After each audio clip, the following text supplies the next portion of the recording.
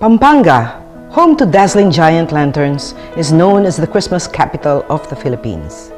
It is a province that has much to celebrate: exciting festivals, a rich history and culture, and its people's entrepreneurial spirit. One of the fastest developing areas in the country, it is home to two SM malls, SM City Clark and SM City Pampanga, the longest mall in the Philippines. Pampanga is also home to Santa Monica Church in Minalin, a declared National Cultural Treasure. With its Baroque architecture and giant retablo facade, the church is a testament to the deep faith of the Kapampangans. Just as Kapampangans are devout and religious, they are also passionate about gastronomic pleasures. Called the Culinary Capital of the Philippines, Pampanga is renowned for its cuisine, a rich blend of many tastes: Malay, Chinese, and Spanish, and adapted to its indigenous land and water resources. Many Kapampangans are culinary experts, often transforming ordinary meals into movable feasts. Today, we will discover its rich culinary tradition as SM and the Philippine Star take us on a culinary tour of Pampanga in My City, My SM, My Cuisine.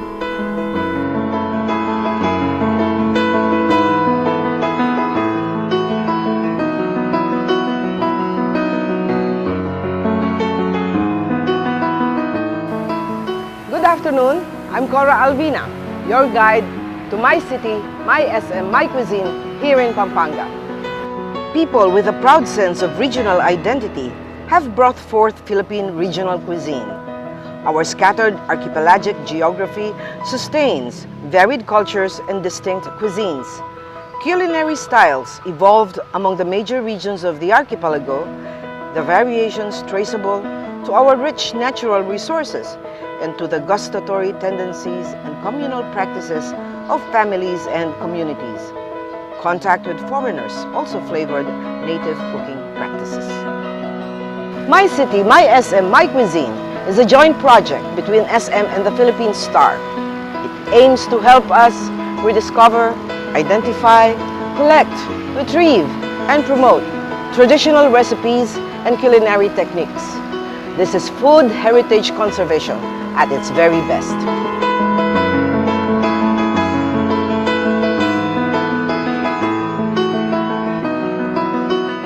During the Spanish regime, Pampanga was already considered one of the richest Philippine provinces. Because of its fertile land, Pampanga produces a bounty of rice, corn, sugarcane, vegetables and fruits. Its waters, creeks, swamps, springs and fish ponds, on the other hand, are a prolific source of tilapia, milkfish, mudfish, and prawns. It is said that when the Philippines was under Spanish rule, Spanish friars and sailors taught Kapampangans the basics of Spanish cooking, and Kapampangans pleasantly surprised their colonizers with their delicious versions of classic Spanish recipes. Soon, Spanish friars and government officials were entertaining foreign guests at the expense of Kapampangan households. In the late 18th century, the Arnedo clan of Apalit was commissioned by the colonial government to entertain foreign dignitaries that included a Cambodian prince and a Russian archduke. Kapampangans were also given the task of creating the menu and the meal that was served in the proclamation of the First Philippine Republic in Malolos, Bulacan. We will visit the homes of prominent Kapampangans who will share their heirloom recipes with us.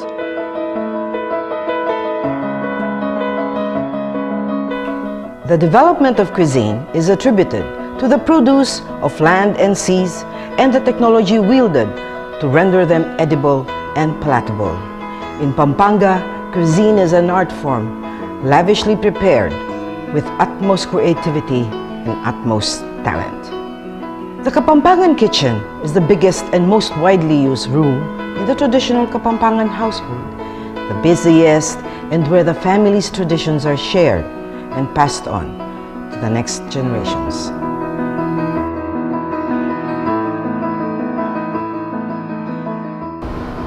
One of our stops in our culinary tour of San Fernando is the home of the Lazatins. It is on Consunji Street and was built in 1926. It is the ancestral home of the family of our host, Councilor Jimmy Lazatin. They will share with us some of their family's heirloom recipes.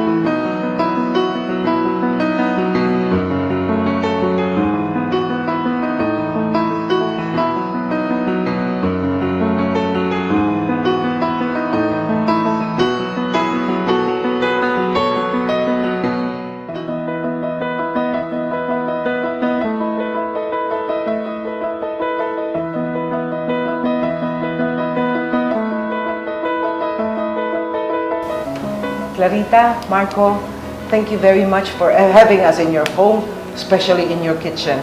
We would be much obliged if you thank Councilor Jimmy for us, for this wonderful, gracious welcome. Maraming salamat. Thank you.